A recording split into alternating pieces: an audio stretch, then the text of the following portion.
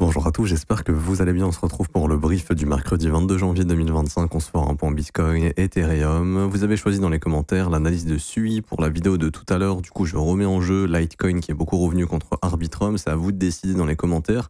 Le commentaire qui reviendra le plus gagnera l'analyse. Et également, n'hésitez pas à me proposer d'autres altcoins que je pourrais analyser. On refait un petit peu en copy trading rapidement. On a fait 46 TP sur des stratégies LIM la semaine passée.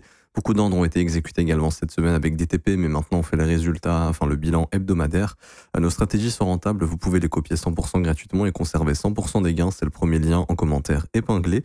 Ça vous ramène sur la page que je suis en train de vous montrer juste ici. En ce moment, Bitget vous offre 20 USDT, donc faut s'inscrire sur Bitget via notre lien partenaire. C'est sur Bitget que ça se passe. Pour récupérer les 20 USDT, il vous suffit simplement de cliquer sur participer. Vous validez votre inscription, donc email, mot de passe, j'accepte les conditions. Vous validez le KYC et ensuite vous faites juste un trade d'une valeur de $100 et les 20 USDT vous seront crédités tout simplement. Pour rejoindre le copy trading, ensuite c'est le deuxième lien. Vous remplissez ce formulaire prénom, email, identifiant Bitget qui est composé uniquement de chiffres et ça se trouve sur votre tableau de bord Bitget. Vous cliquez sur rejoindre et ça va créer votre accès à la plateforme de copy trading.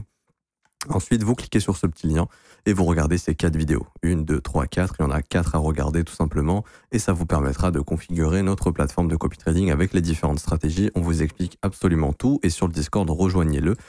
Vous avez tous les résultats de toutes les stratégies, les performances, etc. Avec les screens, les pourcentages de rentabilité, les drawdowns ici, les pourcentages de progression des stratégies, etc., etc.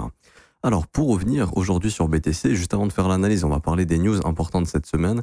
Alors, on a Trump qui va parler demain, qui peut potentiellement, je pense, annoncer certains décrets qu'il aurait signés.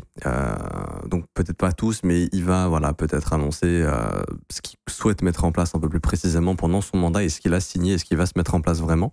Alors, il en a signé, sur les 200 qu'il en a signé, il y en a des rumeurs qui correspondraient aux crypto-monnaies et au Bitcoin. Donc peut-être une réserve stratégique qui sera annoncée bientôt.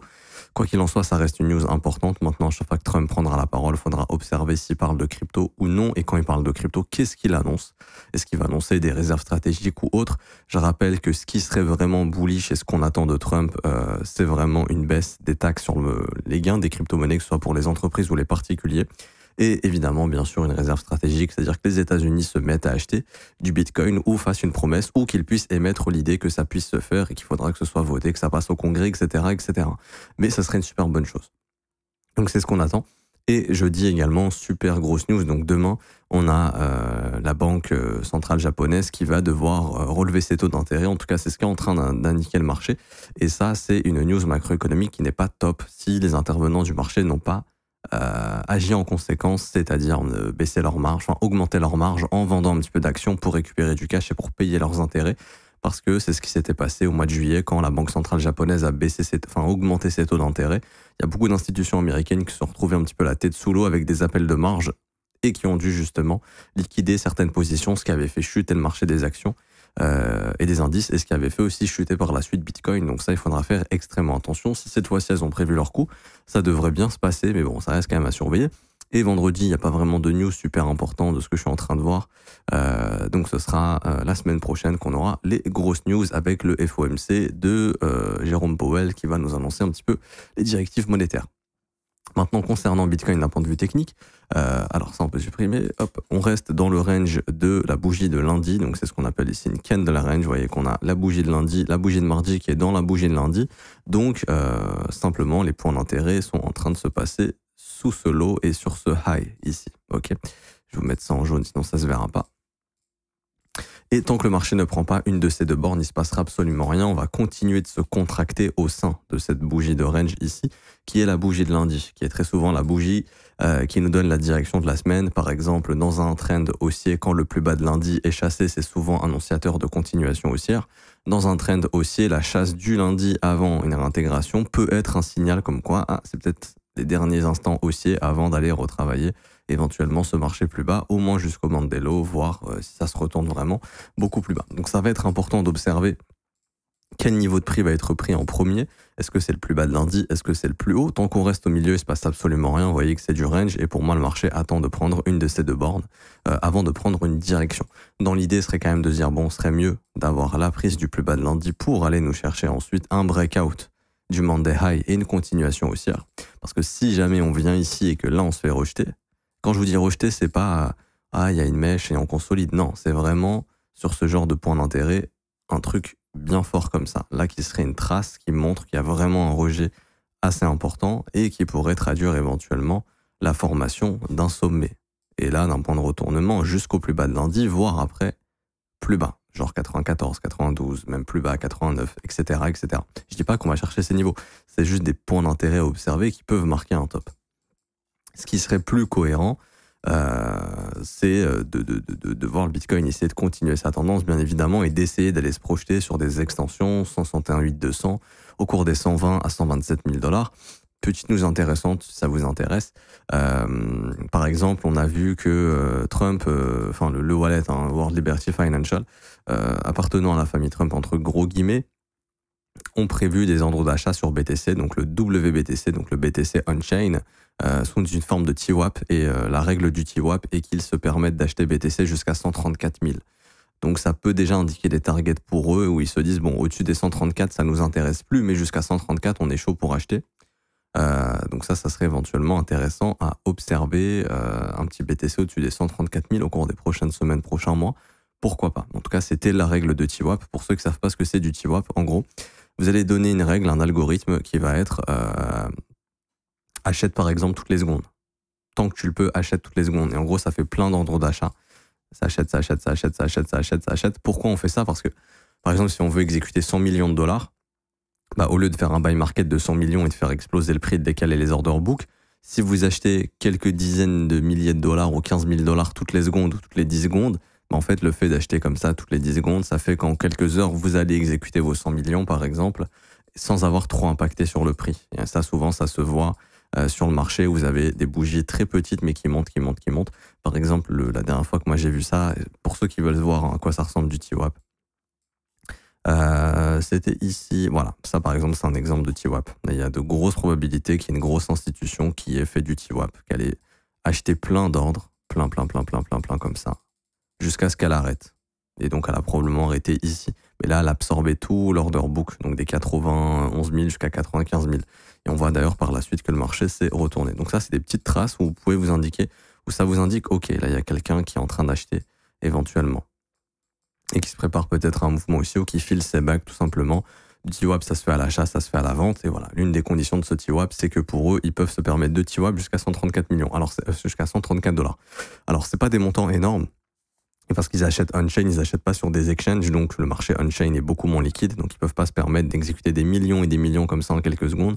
Donc, c'est pour ça qu'ils ont fait cette règle, justement, où ça leur permet d'acheter tranquillement à coût de plusieurs millions de dollars sans trop de problèmes. Bon, je crois que les ordres ont été files maintenant, donc il n'y a pas de souci à ce niveau-là. Mais voilà, c'est bien de savoir que jusqu'à 134 000, ils étaient prêts à acheter du BTC. Peut-être qu'ils s'attendent à ce que ça aille beaucoup plus haut cette année, et peut-être qu'ils savent que la réserve stratégique arrive et que Bitcoin pourrait aller beaucoup plus haut. Pas plus de choses à dire. Voilà, donc observez bien Monday Low, Monday High. Je le redis, hein, ce qu'on n'aimerait pas voir, c'est hop, et un rejet fort ici. Parce que là, on ira chercher le Monday Low.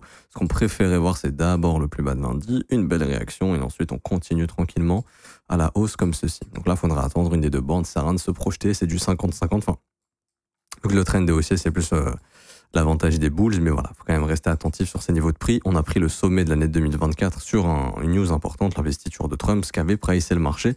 Le sell de news est éventuellement toujours possible, juste qu'il n'est pas encore marqué dans le prix ici. Concernant ETH, alors, Ethereum ici, il se passe pas grand chose encore. Je pense qu'on finira par aller chercher le plus bas de lundi également, qui est au 3144 $, et je pense également qu'on va aller chercher ces plus bas ici. Donc là, il y a 1, 2, 3, 4 jours daily à aller chercher. Je vois pas comment on va pas aller chercher cette zone. Ça me semble être la zone de... Si vraiment ETH est pas loin de commencer un rallye. D'ailleurs, je prépare une vidéo sur Ethereum avec les dernières datas du wallet de Trump, entre guillemets. Mais je pense qu'on aura un dernier dip ici si on veut partir. Ok. Pourquoi? Parce qu'on laisse beaucoup trop de stops derrière nous. Et d'un point de vue contrat dérivé, avant de faire un rallye, il y a souvent un stop hunt. Et en fait, le stop hunt, ça pourrait être hop, stop hunt et on y va. C'est quoi un stop hunt? C'est quand il y a plein de traders qui vont se positionner sur une consolidation. Et en fait, ils vont tous avoir leur stop au même endroit. Les acheteurs, ils ont tous leur stop ici ou sous ce plus bas. Ok. Probablement ici. Le fait de déclencher un stop hunt, c'est de venir ici, de prendre les stops, de déclencher du gros volume. Et là, il y a un rachat assez majeur, en fait, qui prend le contre-pied. On a sorti les acheteurs qui ont acheté cette consolidation, qui avaient leur stop ici, et on part sans eux. Et en fait, on va les forcer à racheter plus haut. Et c'est ce qui fait que très souvent, le marché, avant de prendre la vraie direction, piège les gens. Et donc là, le piège évident me semble de faire ça. Et d'un point de vue daily, j'ai déjà expliqué plein de fois, mais ça permettrait de faire un W bottom très propre, parce que les W bottom existent, on ne va pas tout le temps chercher les stops de toute la Terre entière.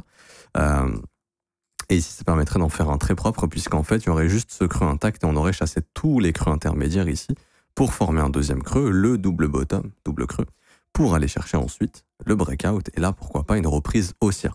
En tout cas, ça semble être le move obvious, un Ether qui push. Si le marché continue de push, au vu de ce qu'on voit sur les wallets avec des accumulations énormes, au vu de peut-être une réserve stratégique, il y aura probablement Ethereum dedans. Si Trump se positionne massivement dessus, c'est qu'il a des infos. Et le fait que on est en théorie toujours dans un bull run et Ethereum n'a même pas fait d'ATH, ce qui concorde pas avec le bull run où généralement Ethereum en bull run il fait des records. Ce qui m'invite à penser que ce sera le cas et que voilà, ça pourrait être le move final de Deep ici si vraiment Bitcoin se retourne pas et qu'on est prêt à y aller.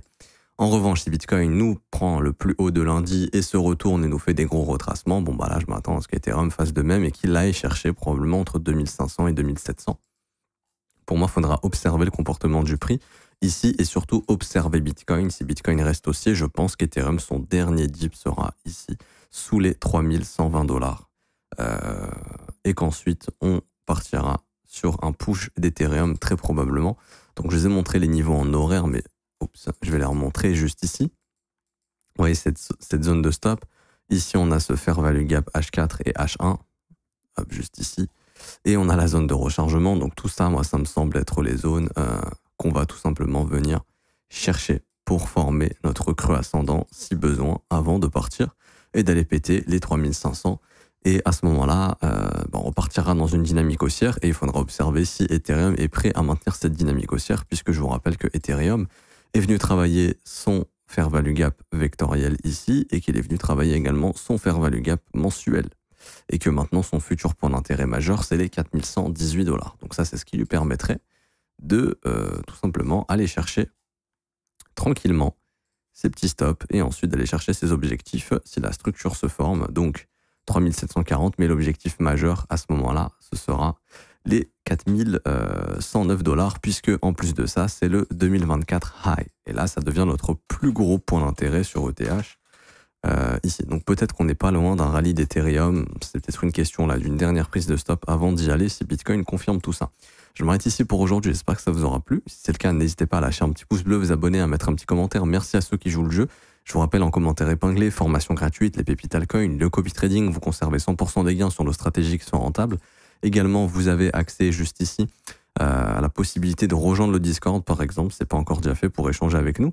Et puis, si vous voulez rejoindre l'école, vous former à mes côtés, avoir les insights que je partage pas sur YouTube, qui sont conservés pour les élèves tous les jours dans mes briefs privés avec les élèves, ça se passe dans l'école. Vous aurez aussi accès à la formation de l'école, 19 heures de cours vidéo, 8 modules qui vous forment de A à Z, analyse technique, création de plans, création de stratégie, développement de vos propres stratégies. Donc ça se passe juste ici, ça commence à 49 € par mois, c'est sans engagement. Vous avez aussi les offres 3, 6 et 12 mois qui, elles, sont moins chères mais qui sont des paiements one-shot. Vous avez un petit peu plus de descriptifs sur l'école ici et vous avez également les avis des élèves qui sont juste là si vous souhaitez les lire. En tout cas, je m'arrête ici. Bonne journée à tous, on se retrouve tout à l'heure pour l'analyse de SUI. À tout à l'heure, ciao ciao.